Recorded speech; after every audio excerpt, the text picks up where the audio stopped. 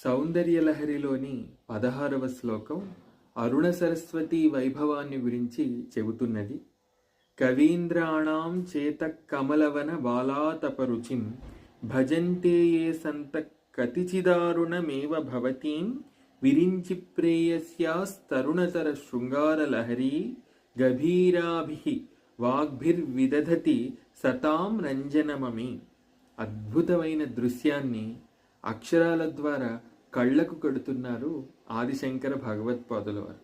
ఈ విధంగా అమ్మవారి ధ్యానం చేయగలిగిన వారికి ఏ ఫలం లభిస్తుందో కూడా అంతిమంగా వారు ప్రస్తావించడం జరిగింది. సరే, భావంలోనికి వెళ్ళిపోదాం.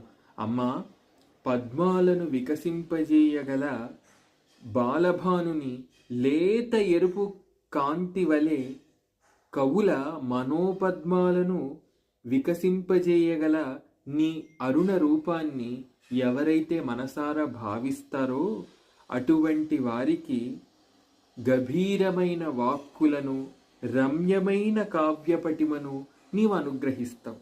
అటువంటి గభీరమైన వాక్కుల చేత రమ్యమైన కావ్య పటిమ చేత వారు సత్పురుషుల మనోరంజనాన్ని గావించగలుగుతారు.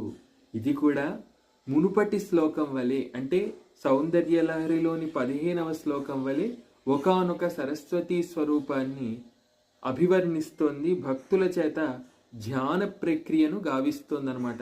ఇవన్నీ ధ్యాన ప్రక్రియలుగా కీర్తింపబడతాయి ఈ శ్లోకాలన్నీ. వీటిని ఎవరైతే మనసారా భావించగలుగుతారో వారికి తత్శ్లోకంలో చెప్పబడిన సిద్ధి చేకూరుతుంది. అంతటి మహత్తరమైన శ్లోకాలు. మునుపటి శ్లోకంలో చెప్పబడిన సరస్వతీ రూపము సర్వశుక్లా సరస్వతీ రూపమైతే ఈ శ్లోకంలో చెప్పబడిన అమ్మవారి రూపము అరుణ సరస్వతి, అంటే లలితా త్రిపుర సుందరి రూపము సరస్వతి రూపము కలగలిసిన మూర్తి అన్నమాట. రెండింటిని మనస్సు యందు ఏకకాలంలో స్మరిస్తున్నాం. దాని వలన మనకేం చేకూరుతున్నాయి? గభీరమైన వాక్కులు, అద్భుతమైన కావ్య పటిమ. వీటి చేత ఎవరిని మనం రంజింపజేయగలుగుతాం? మహాత్ములైన సత్పురుషులను సైతం మనం రంజింపజేయగలుగుతాం. ఇదండి ఈ శ్లోక భావం. శ్రీమాత్రే నమః. శ్రీ శివాయ గురవే నమః.